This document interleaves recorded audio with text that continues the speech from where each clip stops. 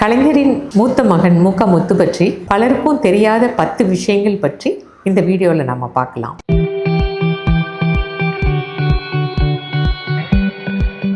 கலைஞரோட மூத்த மகன் திரு முத்து. கலைஞரின் அன்புக்கு ரொம்ப பாத்திரமான ஒரு மூத்த மகன் அவர். கலைஞர் அவங்களோட முதல் மனைவி பேரு பத்மாவதி. அந்த பத்மாவதி அண்ட் கலைஞர் இவங்க 2 பேருக்கும் பிறந்த மகன் முத்து அவர்கள்.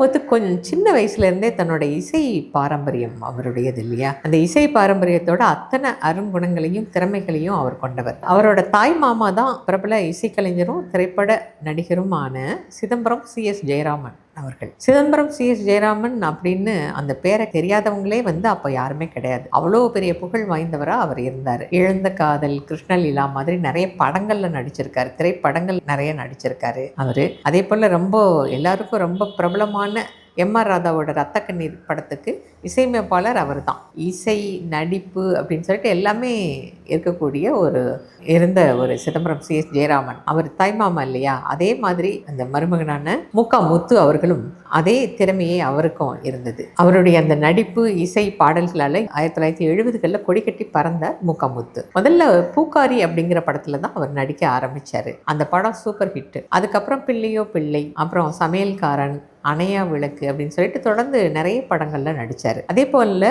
முத்து அவர்கள் பாடின அந்த பாடல்களும் ரொம்ப பெரிய ஹிட்டா ஆச்சு. நல்ல மனதில் குடியிருக்கும் நாகூர் ஆண்டவா அந்த பாட்டு பாடாதவங்களே கிடையாது அன்னைக்கு, அவ்வளோ பெரிய ஹிட்டு.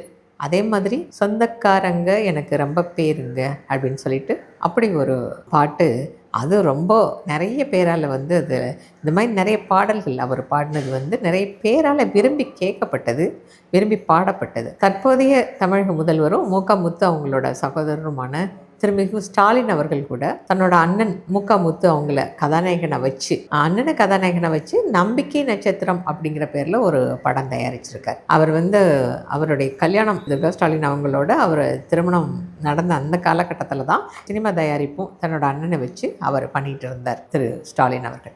அண்ணன் பேரில் அவர் ரொம்ப மரியாதையும் ரொம்ப அன்பும் வச்சிருக்கக்கூடியவர் திரு ஸ்டாலின் அவர்கள். கலைஞரோட இந்த கோபாலபுரம் வீட்டில் பார்த்தீங்கன்னா எல்லாருமே அந்த வணங்குறதுக்காக பூஜா ரூம் மாதிரி ஒரு இடம் இருக்குது. ஆனால் அதில் கடவுள் படங்களுக்கு பதிலாக அவங்க வீட்டில் பெரியவங்களோட படம் இருக்குது. இதில் அந்த இடத்துல கலைஞரோட தந்தை முத்துவேல் அவங்களோட படம் இருக்குது. அவங்களோட தாயார், கலைஞரோட தாயார் அஞ்சுகம் அம்மாள் அவங்க படம் இருக்குது. இவங்களோட படங்களோட முத்து அவங்களோட தாயார், அதாவது பத்மாவதி அம்மாள், கலைஞரோட முதல் மனைவி இருக்காங்க இல்லையா, அவங்களோட படமும் அந்த இடத்துல வைக்கப்பட்டிருக்கு. தினமும் கோபாலபுரம் வீட்டிலேருந்து அந்த படங்களை வணங்கிட்டதுக்கு அப்புறம் தான் கலைஞர் வெளியில் எங்கேயுமே கிளம்புவார். கலைஞர் மட்டும் இல்லை, வீட்டில் எல்லாருமே அந்த வீட்டோட மகன்கள், மருமகள்கள், மகள் யார் அந்த வீட்டிலேருந்து வெளியில் கிளம்புனாலும், அதாவது இன்னும் சொல்லப்போனால் அன்னைக்கு குழந்தைங்களா இருந்த இன்றைய துணை முதல்வர் உதயநிதி ஸ்டாலின் முதற்கொண்டு அவங்க தங்கை செந்தாமரை, அதே போல் கலைஞரின் கடைசி மகன் தமிழரசு அவர்களுடைய மகன் நடிகர் அருள்நிதி, அவங்க தங்க பூங்கி அப்படின்னு சொல்லிட்டு யார் வெளியில் கிளம்புனாலும் சரி, அந்த வீட்டு பெரியவர்களான அவங்களோட படங்களை வணங்கிட்டு அதுக்கப்புறம் தான் வீட்டிலேருந்து வெளியில் கிளம்புவாங்க.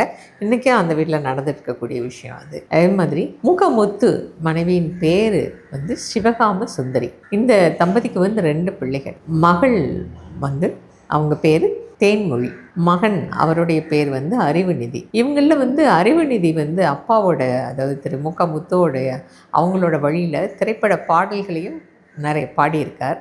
ரொம்ப அருமையான குரல் அவருக்கு. அதே மாதிரி முத்து அவர்களோட மகள் தேன்மொழி அவங்க ஒரு பிரபல பிஸ்னஸ் குடும்பத்தை சேர்ந்தவங்க. கெவின் கேர் நம்ம எல்லாருக்குமே தெரிஞ்ச ஒரு வியாபார நிறுவனம். அந்த நிறுவனத்துடைய தலைவர் திரு CK ரங்கநாதன் அவர்களை திருமணம் செஞ்சுருக்காங்க முத்து அவங்களுடைய மகள் தேன்மொழி.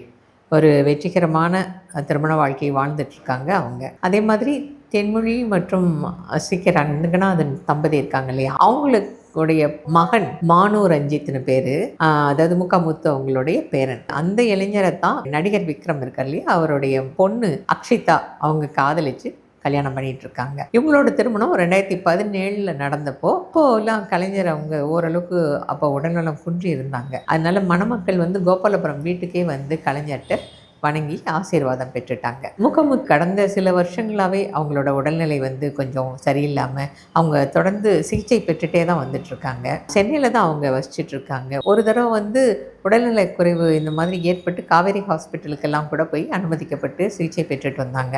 அந்த சமயத்தில் முதல்வர் ஸ்டாலின் அவங்க கூட போய் நேரில் போய் தன்னோட அண்ணனை பார்த்து நலம் விசாரிச்சுட்டு கூட வந்திருக்கார். இன்னைக்கு காலையில் 8 மணிக்கு அவர் முக்கமுத்து அவர்கள் காலமானதா அவங்களோட மனைவி சிவகாம சுந்தரி அவங்க தெரிவிச்சிருக்காங்க மீடியாக்களுக்கு. திரு முக்கமுத்து அவர்களது மறைவை விட்டு நம்மளுடைய ஆழ்ந்த அனுதாபங்களை நாயகி டிவியின் சார்பாக நாம் தெரிவித்துக் கொள்கிறோம்.